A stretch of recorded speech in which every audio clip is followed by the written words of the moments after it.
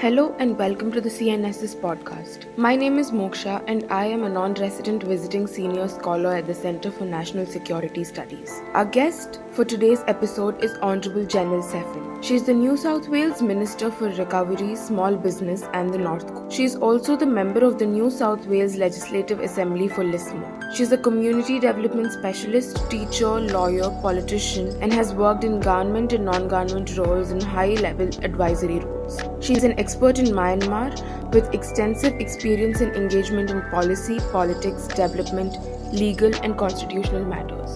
Thank you for joining us, Mrs. Saffin. Now, we will be discussing the ongoing elections in Myanmar, their reception among the people of Myanmar, the response of the international community. It is a pleasure to have you with us and we sincerely thank you for taking the time out of your busy schedule to join this conversation.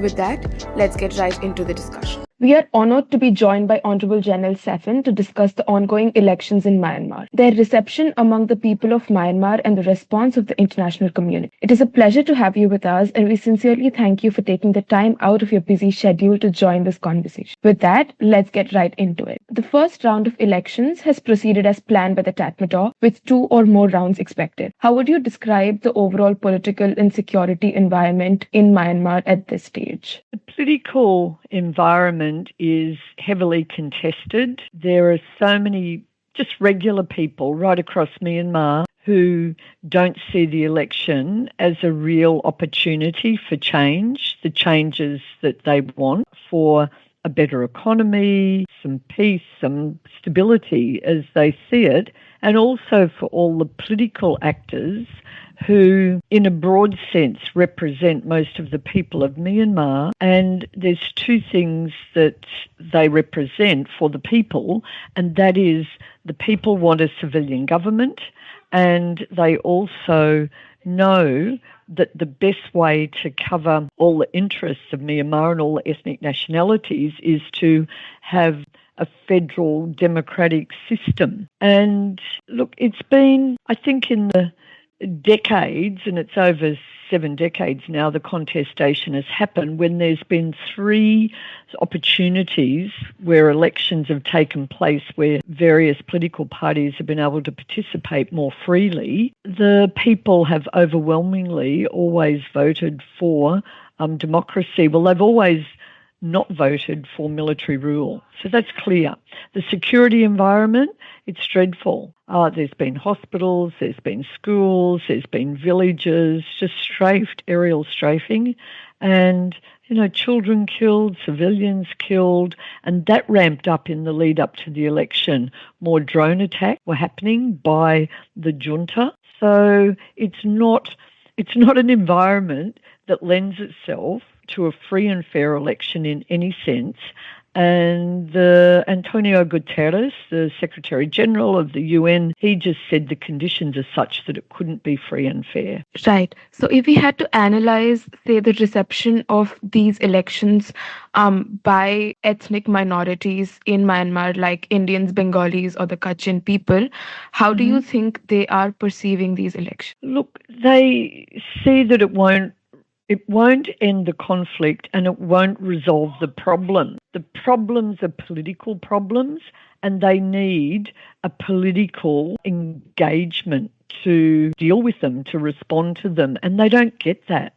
With the junta, which is run by Min Aung Hlaing, they get more military rule, command and control, and they really need a political approach to, the problems that beset the country, which are political. And Min Aung Hlaing has stated, I read it somewhere recently, I think it was in the Irrawaddy, I read that Min Aung Hlaing said, he's quoted as saying, he'll remain in politics until the ethnic armed organisations disappear. Well, they're not just going to disappear. It's been over 70 years and the military, because they won't engage at that political level to resolve the problems, it will just continue.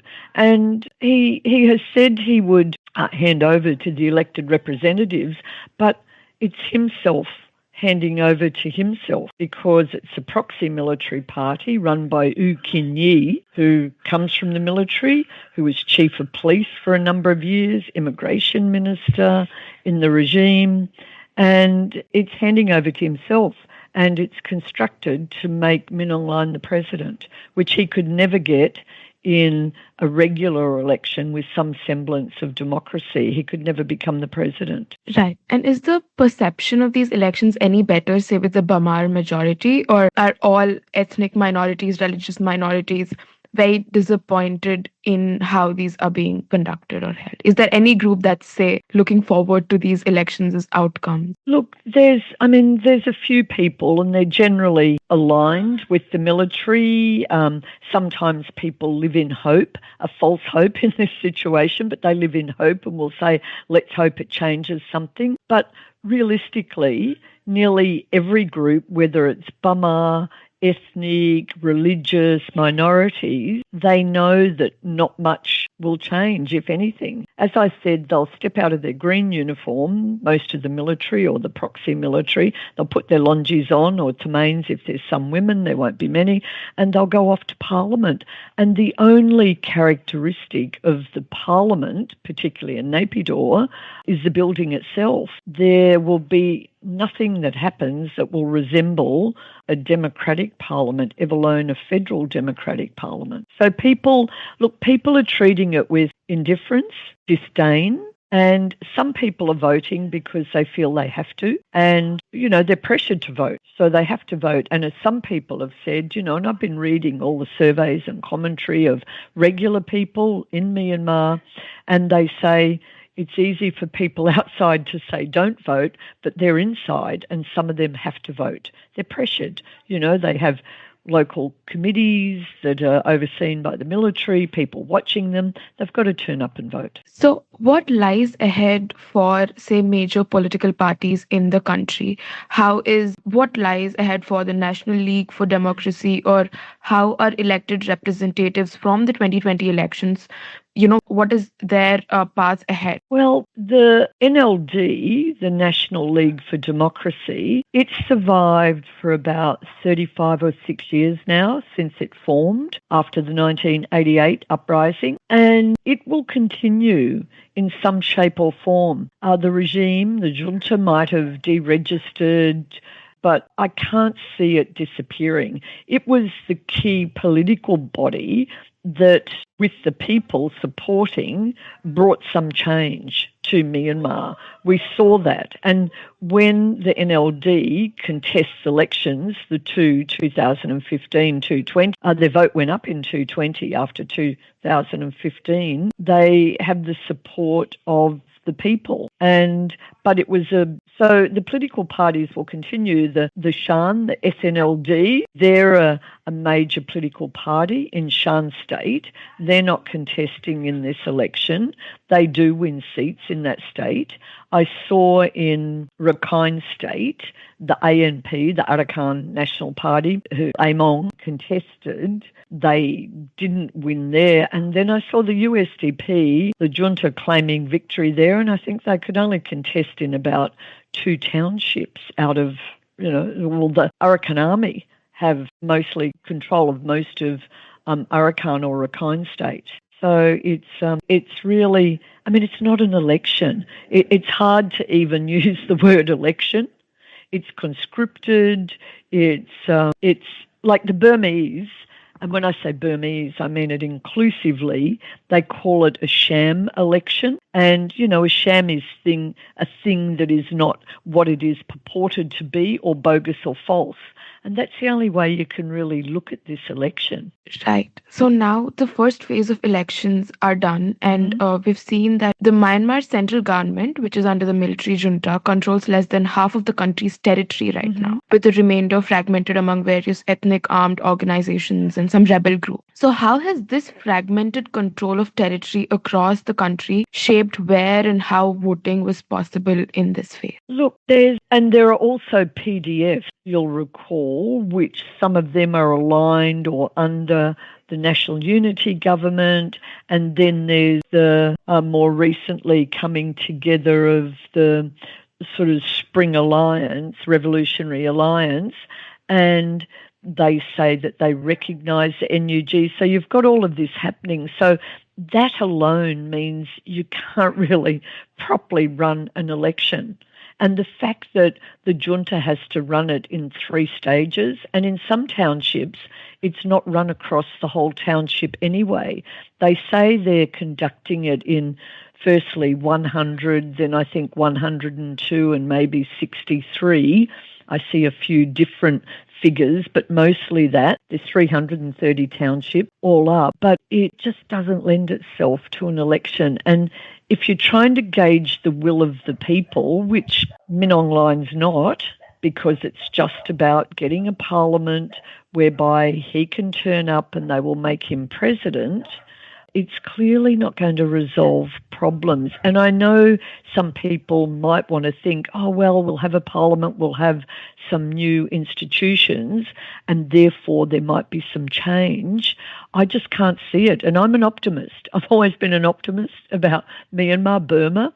I've been, friendly, engaged with everyone there for well over 30 years. And I've engaged with everyone, even some of the military people at times, the NLD, the SNLD, the ethnic nationalities, absolutely everybody, and across civil society. So, I remain an optimist, but these elections, I don't hold any optimism about. All right. So based on what we have seen so far, what should observers, say, be watching more closely in the next phases, if there is anything, or is this already a lost cause? Look, I see it as a lost cause, and I stand to be corrected. I always do stand to be corrected, as a good lawyer should be, or a political actor. But I just don't see it. I know China and Russia are engaged and supporting, but, for them, there's different reasons. And the reasons very pragmatic, and their reasons, as one commentator said, their reasons are about their contract. It's not about anything else. And I do know that, and I've said this before, China did prefer the stability of the NLD government when they were there. Even when I say NLD government, it was a bifurcated government because you still had the military controlling most things with 3 key portfolio areas, but they preferred that stability. But for them, it's about their stability on the border or more security, and then the pipeline down to Chao-Pu Port. I know they've engaged with the Arakan Army, they down there because they have more control there. So there are, some of the countries doing that. I think they sent observers, and then I saw someone said to me, but what about Thailand? They've got some observations going on. I did hear the embassy in Yangon, the Thai embassy, talking about it. And I thought Thailand's a close neighbour and it's in a different situation, and Thailand has made it clear as part of ASEAN they would like that 5 points consensus enacted. And I did see their foreign minister, Sihasak, say that he hoped it could lead to some change, but he didn't seem to say that with a great deal of confidence. Right. So I think it's very important to talk about the national unity government in this scenario because it remains an important political actor despite operating largely in exile. So how do you see its role evolving in relation to these elections? And is there really any prospect of, say, greater international recognition comparable to maybe cases like Venezuela, where Juan Guaido was, briefly recognized as the president? So do you see something like that happening? Look, some of my, colleagues across Myanmar have asked me that question about the recognition, and my response from day one has always been it's nearly impossible to get recognition as a state in these situations. And I did see that. That was temporary with Venezuela. I've seen it in other places, but very few, very difficult. I said the fact that other governments engage with the NUG, that is recognition. It's political recognition. I said that's important. That's key. So continue, that. And they do that. And there's many who do engage with them. So I said that will continue. And I know in the beginning, post-coup 2021, there was that call for this international recognition, as a state. And even then I said, look, forget it. Just have the political recognition, and that suffices. And secondly, the NUG, the National Unity Government, will continue to play an important role because it's representing, in a broad sense, and particularly internationally, the will of the people, and that's all of the people.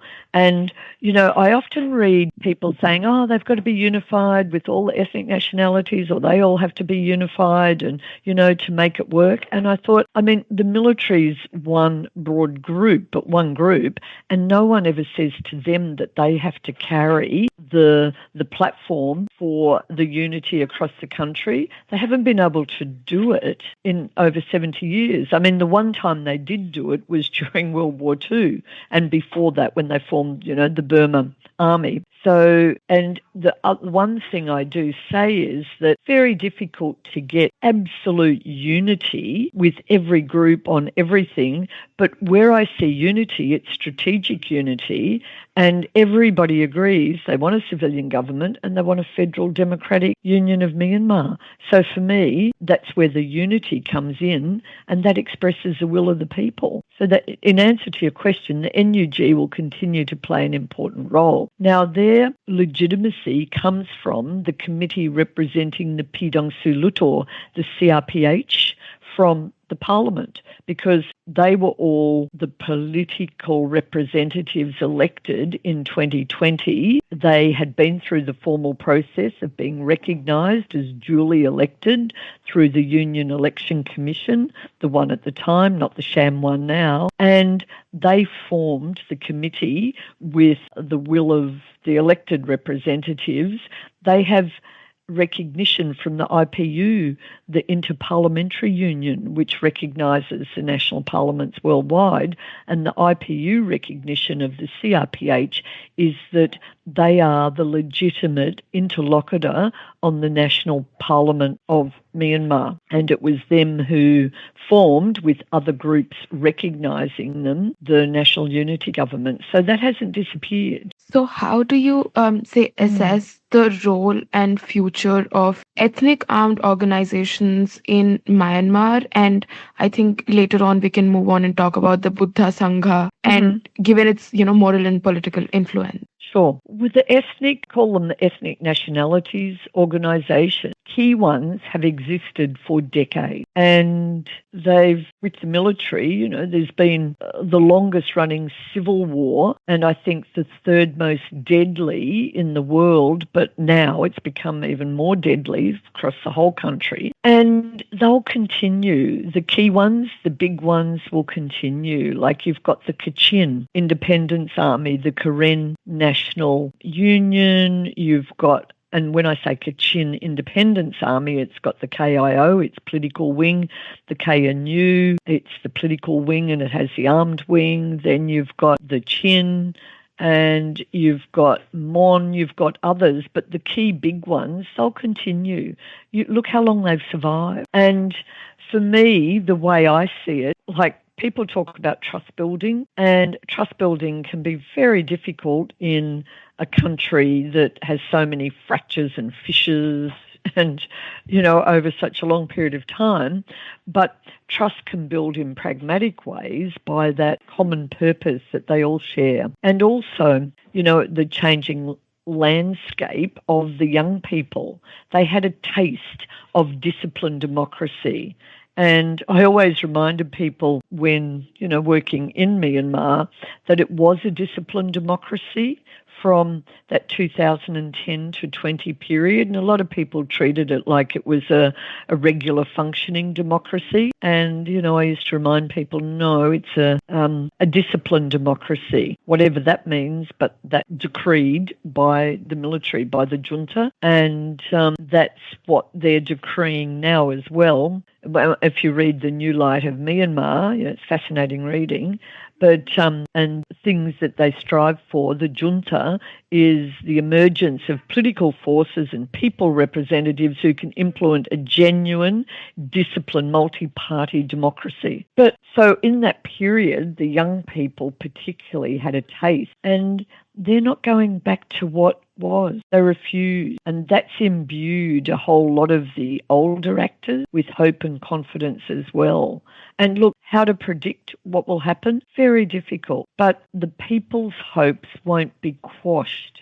And I'm just watching again, like in Iran, watching what's happening there, watching what's happening, in other places. And people will resist. They might be quiet for a while.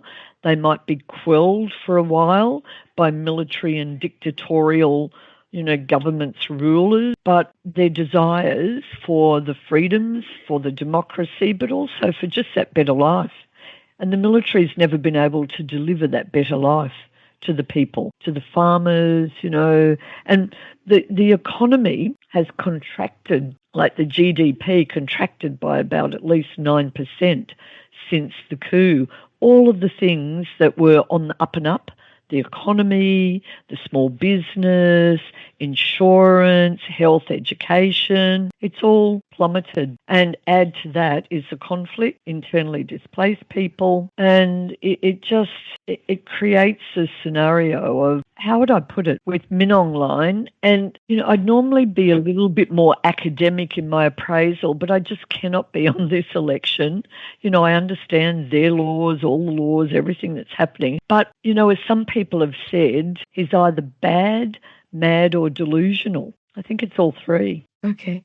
And how about we talk about the Buddha Sangha now, given its influence on the morals and politics of the country and its people? Look, I think that's worthy of a podcast in itself, but since 2021, since the coup, they've been relatively quiet, and the way I see it, are relatively a bit more aligned with the military. Now, that's not all of them, but given they are the Sangha, or the Mahana, is set up with Sangha Council with about 47 members in it, and it is a creation of the military junta and of them. So they're not exactly a free body, free to operate as other military bodies might in, democratic countries. But a lot of the younger people associated with them, they do support the big changes. And in the 70s, 80s and 1990s, and the Saffron Revolution, 2007, they did play a big role. They came out and spoke up a lot. Right. So in our previous conversation with Bertil Lintner, a journalist who writes on Myanmar, he noted that though they are not out in the streets like they were before, if military rule continues in the country, there's a possibility of them coming to the streets, and that then it would be very difficult to control them because monks have minds of their own. So is that something that you agree with? Is that an analysis you don't quite agree with? Where do you stand on that? No, I agree with Bertil on that. And even though I've said they've been relatively quiet during this period, I did mention particularly some of the younger ones. I've seen activity with them supporting what's going on with the Spring Revolution, and as it's called. And again, pointing out 70s, 80s, 90s, 2007 Saffron Revolution, they do come to the streets and they do carry moral and political authority. And there have been times when, they've not engaged with the military at all in various ways. So yes, I agree with Bertil's analysis on that. So how is this situation being viewed in Australia? And could you then move on to talk about how it is being viewed broadly within the Quad framework? Just before the election started, Australia, through Foreign Affairs, they put out a statement, and I'm paraphrasing here, I don't have it in front of me, but the statement was along the lines of they want the conflict to end, and, seeing clearly that these elections are not really a gateway to major change and not free and fair. And, that's how, if most people speak freely, that's how they see it. And more broadly within the Quad, they make the obligatory statement about Myanmar and peace and da-di-da-di-da, and can be easy to dismiss that. But the fact is the Quad's a powerful grouping, and it's good that they make a statement. The statement of itself is helpful and useful. And but the Quad are not out there as the Quad sort of champing at the bit for change. But their statements are helpful, very helpful. And what role do you see for the UN Special Envoy on Myanmar, Ms. Julie Bishop, going forward? Look, Julie's been, I suppose I should call her the UN Special Envoy, but Julie, because I know her, she's been very active, but I said from when she was appointed, don't expect her to be out there playing megaphone diplomacy. She'll be very quiet and she'll move around and do a lot of work. Her role will be it's challenging to start with. Any special envoy, it will be challenging post this election. Nothing will change. But also, I think the time's come. I'm not sure that we need to continue necessarily with one UN Special Envoy. I think there needs to be a grouping, and whatever we call that body, elders, and I don't mean the elders group that exists, or the experts, or the Friends of Myanmar, or whatever we call it, but I think there needs to be a concerted effort with a body of people who respected, and particularly some with some deep knowledge and understanding of Myanmar, the geopolitics, all of that. And I think it's time that we have a body like that to help, because we've got ASEAN and we all work with ASEAN. I'm in the region. We all work with ASEAN. Everyone accepts ASEAN centrality, whatever it means, but they accept it. ASEAN to the extent that they can. They've tried. We're going to live with ASEAN. And I think that we can support ASEAN. ASEAN have made it clear, they're on what they expect to happen. And they have a problem child in ASEAN, and it's Myanmar, the military. It's a real problem child for them. It pulls them down. So we need, when I talk about this broad grouping, it needs to be particularly ASEAN to play some key role. And they were mandated by the Security Council, you'll recall, that was ASEAN to play a role. I call it outsourcing, but it's mandated. And we should give more support for concerted strategic efforts, and I call it sustained strategic advocacy and diplomacy. We see a lot of fits and starts and bits and pieces, but that's what I would like to see happen. Now, Timor-Leste is now in ASEAN as a member, so you've got the 11 nations, and they're a democracy. They've not only survived, thrived, they have things they can offer. They're particularly active in the G7+. You've got formidable leaders like the President, José Ramos Horta, got Xanana Gusmão, the Prime Minister. They've got a lot of friends, a lot of experience, and they've got things that they can offer. I'd be utilising them more. Okay. And how might the election results affect regional dynamics, particularly neighbouring countries dealing with security spillovers and refugee movements? It will continue as it is, because the refugee movement, I think it's about 3.6 million displaced people. You've got some people fled the other day, a whole village, a whole lot of people fled into Thailand in the middle of the junta's first stage of the election. That will continue, and Thailand carries most of this, has done for a long time. That will continue, and the security, because you've got, armed groups, you've got the military junta on the border, you've got them spilling over, and again, a lot of it, not all, but most of it, into Thailand. The military junta are not good neighbours. They don't know the meaning of good neighbours. Right. And how do you expect the West, especially the United States, to respond to the election result? Does the election, say, change the calculus on sanctions, engagement, or recognition of the national unity government? Look, I'm not sure what the West will say, but any self-respecting democratic nation cannot endorse these election results of the junta. You just can't, because it's not an election, it's not free and fair, it's not aimed at changing conflict, it's not aimed at protecting civilians, any of those things. But in terms of changing the calculus, you've got essentially most of the same people.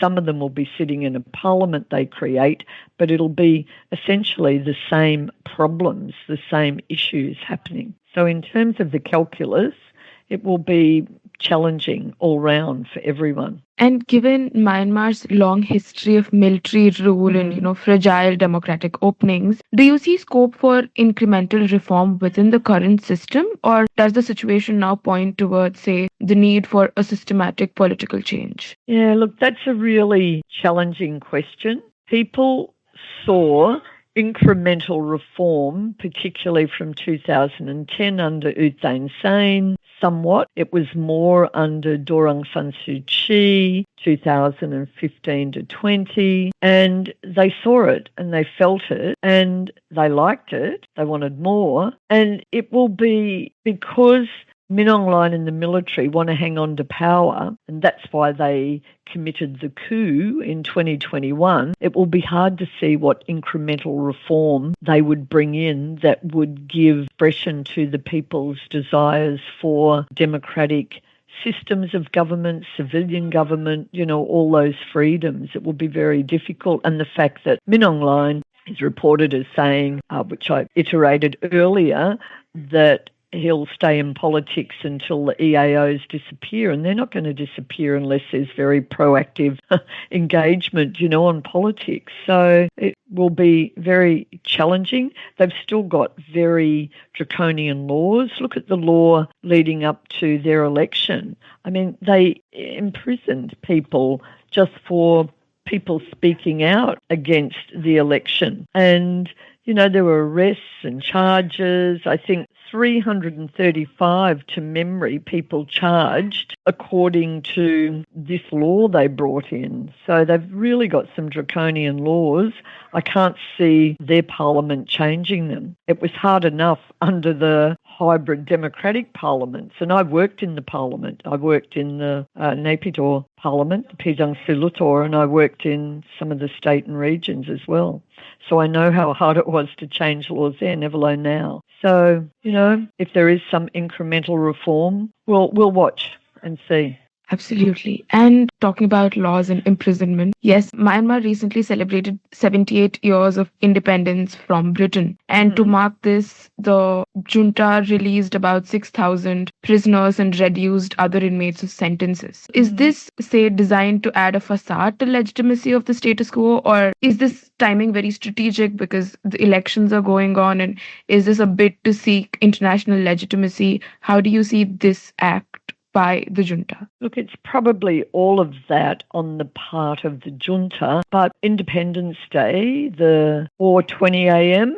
on the 4th of January, it was 1948, that they celebrate the Independence Day, but they don't have independence from their own military. So it really wasn't a celebration. That's the first thing I'd say. They're still under a colonial internal power, which is the military. And secondly, Independence Day is a day they always pardon and release prisoners, so that's par for the course. But the elections might have been planned around then, so it does, look good at that time. But often a lot of the prisoners they're pardoning or releasing people who have committed real crimes, not the political prisoners. There'll be a few political prisoners. If they were serious, they'd release, Daw San Suu Kyi, U Win Mint, U Win Tain, a whole lot of others. And how can you have an election with them in prison? It makes no sense. Also in November, they released some as well and pardoned some. So, look, this has been going on for a long time, the releasing. So most of the people take it as, par for the course. Yep, they're doing what they always do. For those people who got released, who are political prisoners, I know for them and their families, yep, it's great for them. Yes. And looking ahead 5 to 10 years, what outcomes would you hope to see from this election and for Myanmar more broadly and its people? From this election process, really not much. I would hope, though, that the struggle from the people, I can't see that abating. It will rise up, it will go up and down, that will continue. And I hope out of this struggle that some of the military see that there has to be change and there has to be systemic political change. And it is about politics. We're talking about politics. It has to be systemic political change. And again, I come back to a broader grouping of people helping, supporting those with the clear aspirations of the people for a civilian government, a democratic state, federal democratic architecture, government architecture, and giving support to that, not interfering, supporting ASEAN. And so for Myanmar more broadly, that the people's desires represented. And as the people who are contesting say, they will continue the struggle. It would be really sad to see a situation where you have the junta's election, there's a parliament and everyone goes, right, okay, don't have to think about that anymore, let them get on with it. It condemns the people to just more of the same, of, absolute a lack of governance, a lack of security, stability, and a government's first duty, responsibility is to provide that security and stability for its people. And the junta and Min Aung Hlaing clearly haven't been able to do it. It's pretty depressing. It's pretty depressing. Right. And I think this is, a good note to end the recording on. So thank you so much for joining us today and sharing your valuable insights on the situation in Myanmar. I think the conversation has been both informative and thought-provoking, and we truly appreciate you taking the time to speak with us. We hope our listeners found this conversation as insightful as I did. It's been a pleasure having you on the CNSS podcast, and we look forward to welcoming you back again soon for future discussions. So thank you once again for being with us. Oh, look, thank you. And as I said, it is a bit depressing, but we all live in hope. And on a positive note, we've seen so many situations worldwide where changes do come. And to all the people in Myanmar, and there are some even in the military, regular people, I just say that, it's recognised your struggle. It's recognised the price you pay, and we'll continue to give you whatever support we can for you to achieve your desires. Thank you very much. Thank you. What a wonderful note to end on. Thank you so much. Thank you. Bye. Bye. Have a good day. Thank you. That brings us to the end of today's episode with Honorable Janelle Saffin. The CNSS podcast is brought to you by the Center for National Security Studies. The Center for National Security Studies was founded in 2023 as a multidisciplinary center of excellence for the study, research, and dissemination of subjects of traditional and non-traditional national security. CNSS was established by an MOU between MS Ramaiah University of Applied Sciences and Army Training Command. You can find out more about our work at cnss.org.in.